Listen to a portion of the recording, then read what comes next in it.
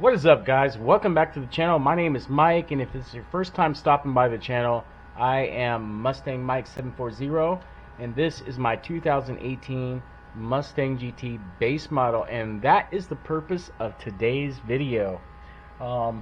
If you are in the market for a Mustang GT and don't think you can afford it, well, maybe you can. Let's take a look.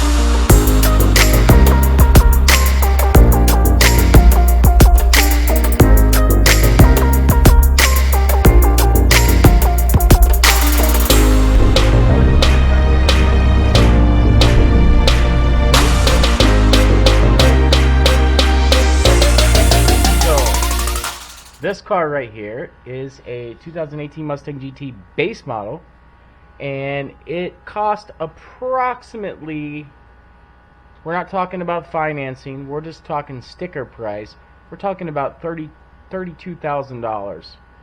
So those of you who are in the market for one of these and keep seeing all the other YouTube channels where you know, it's like a $40,000, $45,000 to $55,000 price tag, well, maybe that's not for you, and a little bit out of your financial reach, which it was definitely mine. Now, if you've got kick around cash that you're just looking for a fun car to drive, I'm telling you guys, this is the one. I would get the 10-speed automatic. I would get the Magno Helio dampers, the Magno Ride, aka, and I would just go all out if you can afford it, because even at $55,000, this car is worth every freaking penny. Now, if you're not into that and you're not drag racing your car, if you're drag racing your car, then you can still go with the A10, the 10-speed automatic, and just, you know, go down on the extras.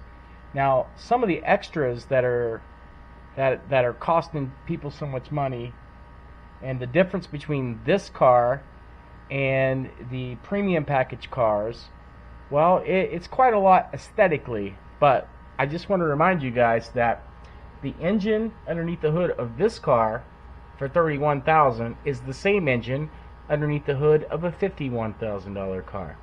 So you're not losing any performance whatsoever. You're losing the dampers. You might be losing a little bit of handling, maybe some takeoff. I mean, you know, little things like that. But if this is a car that you're going to daily drive, which I do, this car has about 23,000 miles on it. I daily drive it every day, and I want to show you the differences between this car and the premium pack car. And first of all, we're going to start off on the outside of the car. As you can see, this thing is beautiful. Now, I've done the caliper work and the badging, the red badging and all that stuff, but nothing is different in this car on the outside than what you're going to get from a $50,000 car.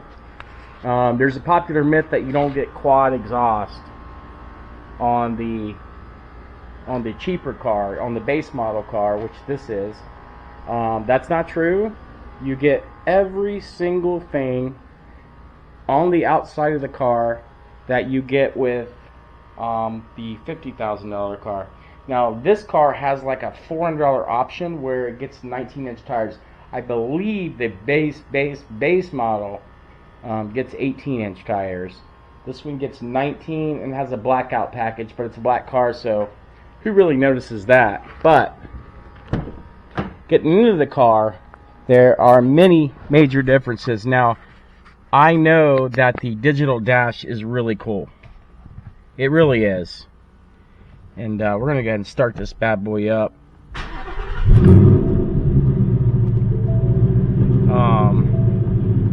Now mine is an MT82 6-speed manual, and I just want to say for the record, if you're daily driving this thing and you're not planning on racing it and you're just planning on taking this thing out every day and driving it, or on the weekends to drive it, this is definitely the way to go. I have driven a 10-speed automatic, and they're just constantly, to me, they're constantly hunting for gears, and I don't know, unless you're getting on it, it's not a whole lot of fun. Now, I didn't use the paddle shifters on the car. If you guys remember that video, I was in Jeremy's 10-speed automatic, and the 10-speed automatic is definitely faster than this, because computers shift gears faster than you do, but that's okay. If you're just specifically using this as a daily driver and you're not going to the track, there's really no need to go out and buy a $20,000 higher price car. There really isn't, because what you get probably isn't worth the price if you're daily driving your car. Now, the digital dash, we've all seen the digital dash on the performance pack cars and the 401A package cars. Now, this one has a basic dash, and one of the main, obviously you got the two Canon clusters right there. That's classic Mustang stuff right there, and this is your little 4-inch display there in the middle. If I go out, you can see that I've got gauge mode, which basically shows me my tire pressure, air fuel ratio, inlet air temperature, all that stuff, voltage, vacuum, how many miles till empty. And if I go out of that, you got your trip counter. Every car's got a trip counter, and then track apps. So here's the difference between this car and a 401A. Down here is toggle switches. There's like 4 toggle switches on a premium car. One of them will be your steering, and the other one will get you through your drive modes. Now, on this car, you have to use your arrows right here, and I'll go to track apps. You know, you got line lock, same as on a $50,000 car. You got lap timer, launch control. I can launch my car. Acceleration timer, if you want to look at that. You got your 0 to 30, 0 to 60, 0 to 100, 1/8 mile, 1/4 mile, all that stuff. Accelerometer tells you your G's when you're pulling off. This tells me my launch control's off, and sport mode on my steering. But if I was wanting to you know, change modes, like, one thing this car does not have is track mode. It doesn't have track mode. It does have a sport mode, and let me show you how that all works. So right here, as I showed you earlier, is your traction control. Now, if I hit that once, it'll say traction control off. Now, I did a video about this several months ago, showing you the differences between these modes, but I just want to show you this right now. So I'm going to hit it again, and traction control is back on. I'm going to go ahead and hit OK. Now, if I hit it twice, it's going to say Advanced Track Sport Mode. Now, this is a pretty peppy mode, but again, you don't have a toggle switch to go to track mode or sport mode, all that stuff, and you can't. There's no active exhaust, so however your car sounds, that's how it's going to sound, which to me is not really a big deal. Now, I'm going to go ahead and put the advanced track back on like this. Then you got full traction and everything else. But if you hold this button for about 6 seconds, I'm still holding it, it'll say advanced track off. In my testing in my previous video, this was a really fast. I noticed an immediate difference. You can't take off really from a dead stop, but it pretty much uninhibits you from flying. That's what I'd like to say, from flying. I'm going to go ahead and leave that off. Obviously, the car is, you know, every bit as good mechanically. Maybe not with suspension. I think that's the aesthetics inside the cabin, and the suspension are the main difference between a base model and a performance pack, and that's at a $20,000 difference. So I just want to point that out. If you're looking to have a really awesome looking car that performs and gets down, why not a $30,000 Mustang GT Gen 3 18 or 19? And honestly, this thing looks incredible, especially out in the sunlight. But how does it ride? Well, let's go take a ride. And I know I've said like 3 times, this car is mechanically no different than the most expensive Mustang GT Gen 3 that's on the market. It is no different mechanically. And aesthetically, looks wise, on the outside, it is just off the chain.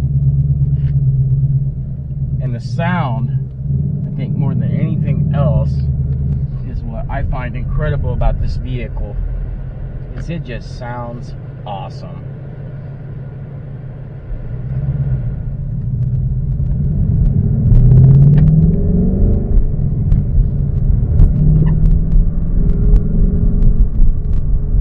This particular car has a mid-pipe delete. I took the suitcase out and put an H-pipe on there. But, you know, you can put an X-pipe, whatever the hell you want. It's going to sound awesome no matter what you do. Yeah, I just screeched tires with 35 PSI at half throttle. Half throttle gives people a thrill in this car, and I think if you look at comparable prices between other 30-some thousand, we'll say $35,000 vehicles,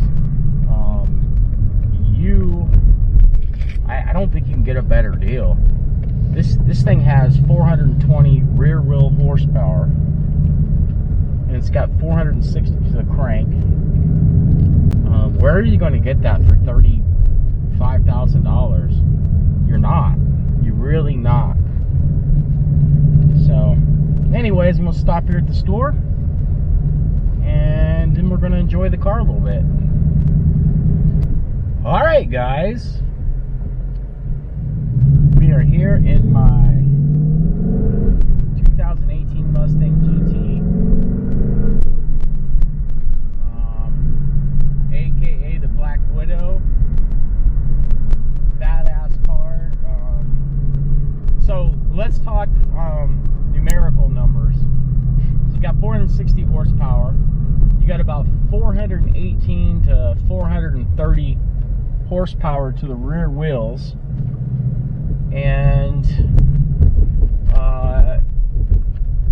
after financing on this $33,000 Mustang, you're looking at, you know, a little bit above or a little bit under $40,000. Oh my God.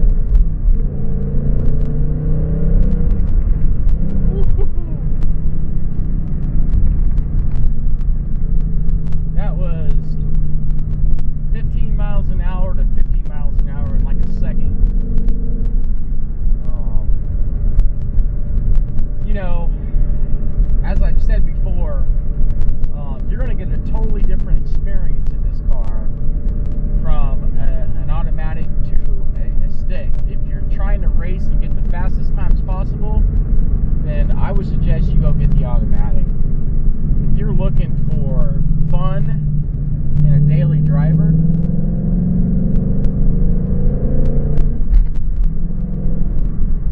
I would get this one. There's no question. Even now, knowing what I know now, which I didn't know when I bought this car, what the automatic was like, I would still buy this car because I think the driving experience that people get from these two different cars is that much different. It really is. It's almost like a different car from an automatic to a stick. So, yeah. And the handling, right now I've got it in sport mode, but it still handles really well.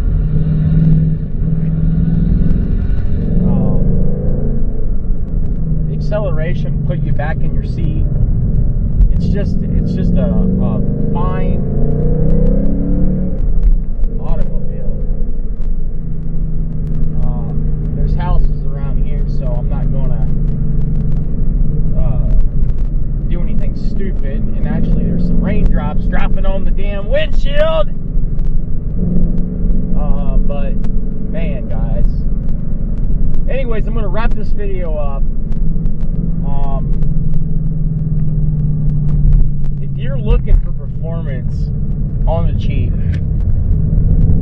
I just, you know, you can always get the 4-cylinder turbos of this manufacturer and that manufacturer, probably for a hair cheaper. But here's what you're not going to get. You're not going to get the sound. And I believe the sound is probably the number one thing that I like about this car the most, is how it sounds. And if you saw my last video, you saw my sister-in-law drive this car for the first time, and she couldn't stop raving about the sound. And just think, the GT350 and the new 500 coming out, the sound on that's even better, which I can't even imagine. This thing already sounds amazing. I can't imagine how that one sounds. Hopefully here in the next few videos I'm going to get a chance to drive one of those. We're getting ready to put this thing to the test. I'm just waiting to fully heal up from my injury to my leg. So I thank you guys for watching, and if you're considering it, pull the trigger. Holla.